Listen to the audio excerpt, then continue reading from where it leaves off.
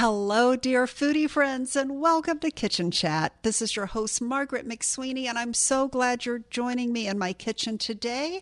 And I have missed you all. I know it's been a busy time and a challenging time, and I hope you all are doing okay. I would love to hear from you. Please visit me on my Instagram, Kitchen Chat, also my website, kitchenchat.info. I always love to hear what's on your plate.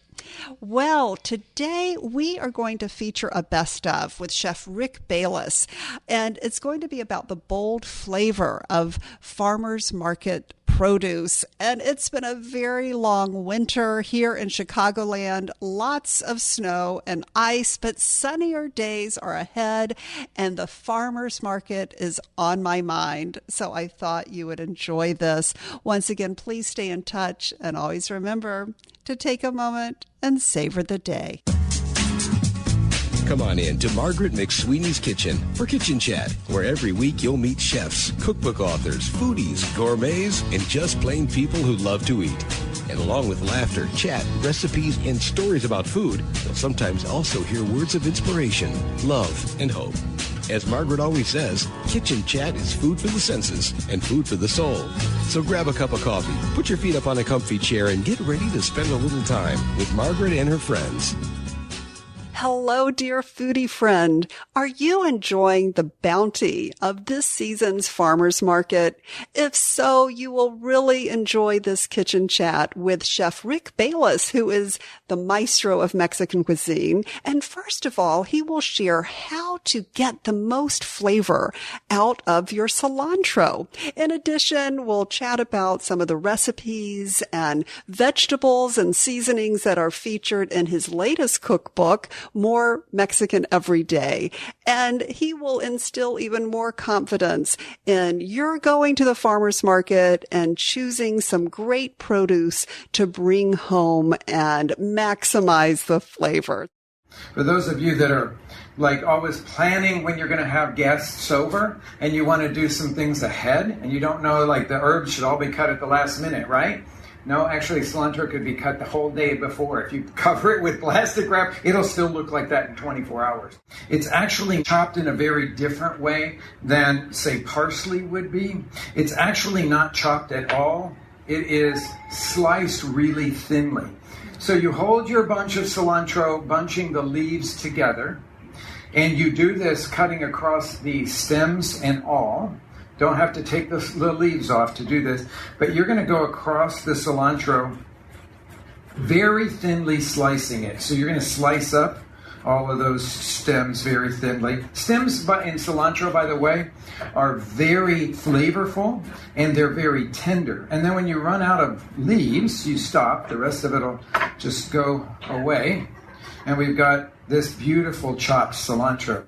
Hello, everyone, and welcome to Kitchen Chat. This is your host, Margaret McSweeney, here at Macy's Culinary Council at State Street with someone who needs no introduction, Chef Rick Bayless. Welcome to Kitchen Chat and Macy's. Thank you so very much. It's a pleasure to be with you. And it's a pleasure to be here at Macy's today. Isn't this fun? And you have a new cookbook out. Tell us about it. Yeah, it's called More Mexican Every Day. A decade ago, I published a book called Mexican Every Day. And it was my first time to really delve into quick cooking. Even though I do it all the time at my house, I really hadn't ever collected all the recipes together.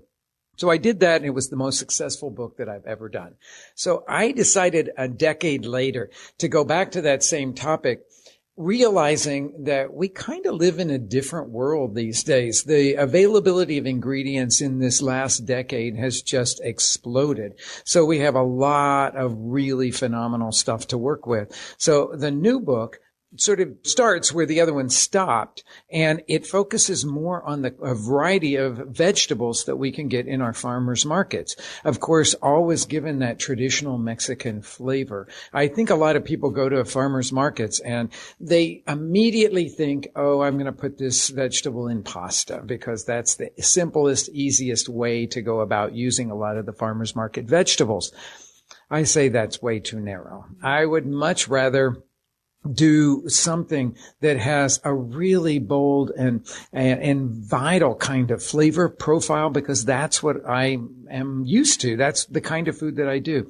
So I delve into classic Mexican flavorings in this book that you could use with a lot of different things that you bring home from your farmer's market or a well-stocked grocery store. So it's really been a very successful second look at Mexican everyday, which is simple cooking.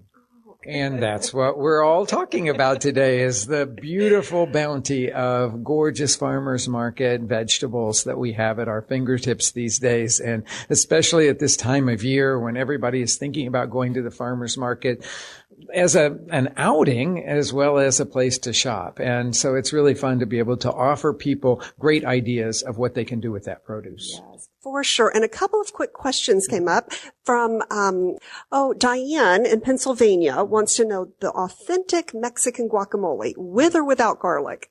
Well, it depends on who the cook is. There is no one thing. There is no one recipe, and it changes region to region. It changes household to household. And there are places like in Oaxaca where they love lots of garlic in it. Other places where they put little garlic or maybe no garlic.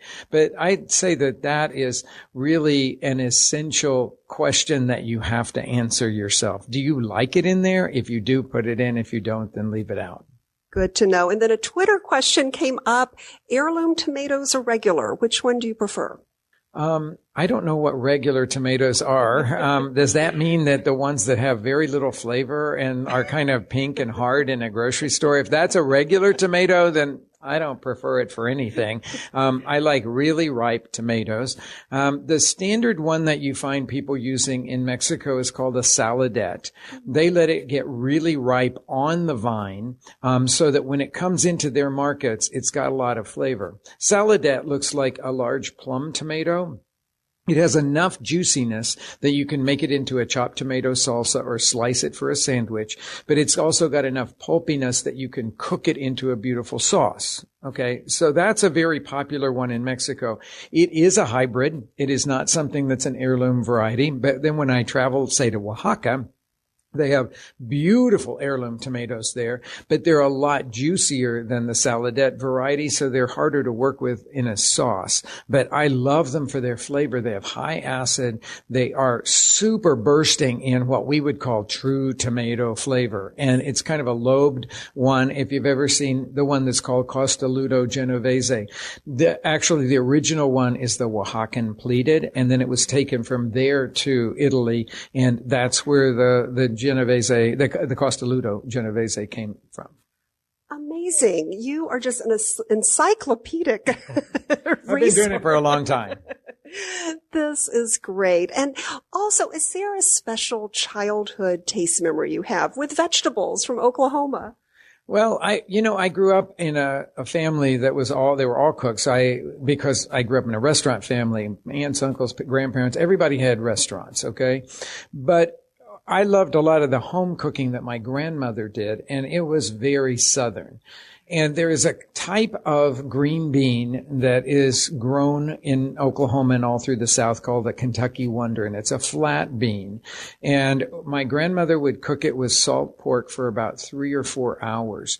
And I know that we all talk about how very, very lightly blanched green beans are the way to go and all that. I get tired of lightly blanched green beans because I think that they can have a sort of grassy taste that is not necessarily the most delicious. When you taste these Kentucky Wonder beans that have cooked for that long, they've just simmered on the back of the stove, it becomes a different thing. You don't think of them in the same hemisphere with those lightly blanched green beans. And in the springtime, when she had a big garden, and when she would dig up the first potatoes, she would put those little tiny new potatoes in with the Kentucky Wonder beans, and they were so good. It was like one of my greatest childhood memories for a vegetable. That just sounds delicious. And also, of course, we have to quickly chat about your new restaurant. I hope I'm pronouncing it right. Leña Brava? Leña Brava. Leña is the word in Spanish for firewood. And there's a reason for that, because it's an all wood-fired kitchen. So the kitchen is in the dining room, so all of our guests can see it When you walk in the door, you will see 22 feet of hearth. And there were 5 fires built on the hearth. And then there is a huge wood-burning oven at the end of the hearth. And everything is cooked there. There is no gas hookup in this kitchen. So if you want to boil water, you first have to build a fire. And then we have these little planchas, and you can put your pans on top of that. And you could bring, it's very, very old school rustic. But the restaurant is inspired by the cuisine of northern Baja. So when you travel south from San Diego and cross the border, you're in northern Baja. And that area is well known for several different things. A really rustic style of cooking. Fish like you can't believe. In fact, when you go to the really famous Tokyo fish market, you will find a whole section there devoted to just the fish from northern Baja because it's that spectacular. And then it's also the area in Mexico where all of the really great wines are from. So a lot of people don't even know anything about Mexican wine, but Mexican wines have won prizes all over the world. The production is small. They can sell it all in Mexico. They are not inspired at all to do exporting into the United States. However, we have convinced a few people to let us bring in their wines. So we have a really nice list at Leña Brava of these wines from northern Baja. There is the Valle de Guadalupe where the wineries are. It's like the Napa Valley of Mexico. And there are 110 wineries there. 110 wineries. So we're talking about a real great diverse group of people, beautiful restaurants there, unbelievable places. It is so high on my list of recommendations of where people should visit in Mexico. It's just spectacular. When you walk in the door, our goal is to transport you to another place. And we think we do that because we have the hearth and all of its fires and beautiful, beautiful food coming off of that hearth. And then you just turn to your left and you will see a huge bar. And one end of it is a cold seafood bar, so ceviches, aguachiles, all of that sort of thing. And then the the cocktail bar, has 110 different expressions of mezcal, which is sort of, let's call it tequila's sort of more rustic brother. And that is super popular right now and really delicious. And in the same way that our food is rustic, the alcohol is rustic, the mezcal is rustic as well. And we use it in lots of different cocktails, but we also have it to sip neat, and it's just gorgeous stuff. I'm so into mezcal right now. Is exciting. And you too can have a taste of Mexico with Chef Rick Bayless's new cookbook. And the name of it again? More Mexican Every Day. Yeah, it's wherever they sell books, you can find it. Yes, and thank you so much, Chef Rick Bayless. My pleasure. It's really been wonderful chatting with you. Oh, thank you. And thank you, dear listeners. And always remember to take a moment and savor the day. Thanks for joining Margaret for Kitchen Chat today. Margaret would be so excited for you to drop by and visit with her at kitchenchat.info, where you'll enjoy podcasts, blogs, recipes, tips from chefs, and even great giveaways. She invites you to share your recipes and kitchen stories too. As Margaret always says, savor the day.